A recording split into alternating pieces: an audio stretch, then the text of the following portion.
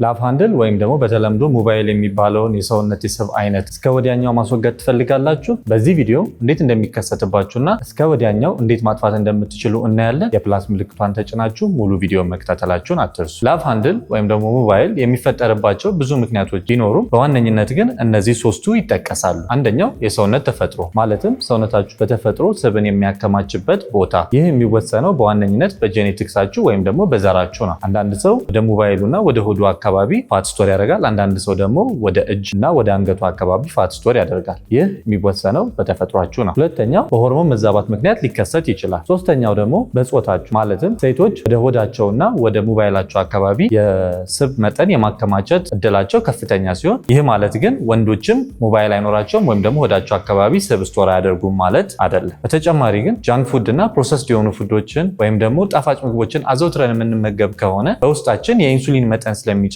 ይህ ኢንሱሊን መጠን መጨመር ደግሞ ካርቦሃይድሬት ወደ ኢነርጂ እንዳይቀየር ነገር ግን ወደ ፋት ስቶር ተደርጎ እንዲቀመጥ ትዕዛዝ ይሰጣሉ። ይህ ሞባይላችን አካባቢና ሆዳችን አካባቢ ስብ የመጨመር እድላችንን ከፍተኛ ያደርገዋል። ሌላኛው ደግሞ በቂ እንቅልፍ አለማግኘትና የጭንቀት መጠናችን ከፍተኛ በሚሆን ጊዜ ኮርቲዞል ሆርሞን በሰውነታችን ስለሚጨምር፣ ይህም ደግሞ ሆዳችን አካባቢና ሞባይላችን አካባቢ ወይም ጎናችን አካባቢ የስብ መጠናችን እንዲጨምር ያደርጋል። ታዲያ እንዴት እንደሚመጡ ከተነጋገረ እንዴት ማስወገድ ይቻላል የሚለውን ስናይ በዋነኝነት ካሎሪ ዲፊሲት ማንኛውንም አይነት ስብ ለመቀነስ ወሳኝ ነው። ነገር ግን በተጨማሪ እነዚህን ሶስት ነገሮች ብታደርጉ የተሻለ ለውጥ ማምጣት ትችላላችሁ። ከሱ በፊት ግን የተሟላ የጂም ፕሮግራም የምትፈልጉ ከሆነ፣ ምን መመገብ እንዳለባችሁ ማታውቁ ከሆነና ጋይዳንስ የምትፈልጉ ከሆነ ቴሌግራም ቦቴን እናንተን ለማገዝ ዝግጁ ነው። ወደ ቴሌግራም ቦቴ የሚወስዳችሁ ሊንክ ባዮ ላይ ያለላችሁ ተጠቀሙበት። ወደ መፍትሄዎቹ ስንመጣ የመጀመሪያው ሃይ ፕሮቲን ዳይት መከተል። ይህንንም ስንል በተለይ ቁርሳችሁ አካባቢ ሃይ ፕሮቲን ያላቸው ምግቦችን ከፋይበር ይዘት ካላቸው ምግቦች ጋር አቀላቅላችሁ በመጠቀም ለረጅም ጊዜ ረሃብ ስሜት ሳይሰማችሁ ካሎሪ ዲፊሲት ላይ መሆን እንድትችሉ ያደርጋችኋል። ሃይ ፕሮቲን ዳይት መከተል ደግሞ የጡንቻ መጠናችሁንም ፕሪዘርቭ እንድታደርጉ ይረዳችኋል።